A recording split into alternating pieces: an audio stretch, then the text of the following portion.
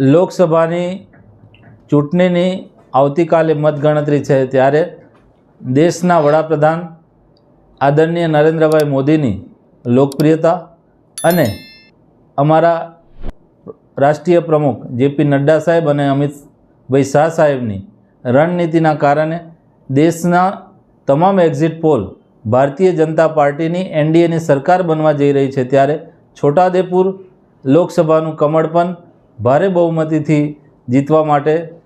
આશાવાદી છે। ત્યારે પ્રદેશ ભાજપના અમારા આદરણીય અધ્યક્ષ પાટીલ સાહેબના નેતૃત્વમાં તમામ 26 બેઠક ભારતીય જનતા પાર્ટી ગુજરાતમાં જીતવા જઈ રહી છે અને અમારા સંગઠન મહામંત્રી રત્નાકરજીની સૂચના અનુસાર આવતીકાલે રાજકોટ અગ્નિકાંડને લઈને અમારો વિજયોત્સવ બિલકુલ સાદાઈથી અમે ઉજવવા જઈ રહ્યા છે। કોઈ ફટાકડા, કોઈ રેલી, કોઈ સરઘસ કે કોઈ ફૂલહાર વગર બિલકુલ સાદાઈથી આ વિજયોત્સવને ભારતીય જનતા પાર્ટીના તમામ કાર્યકર્તાઓ મનાવશે।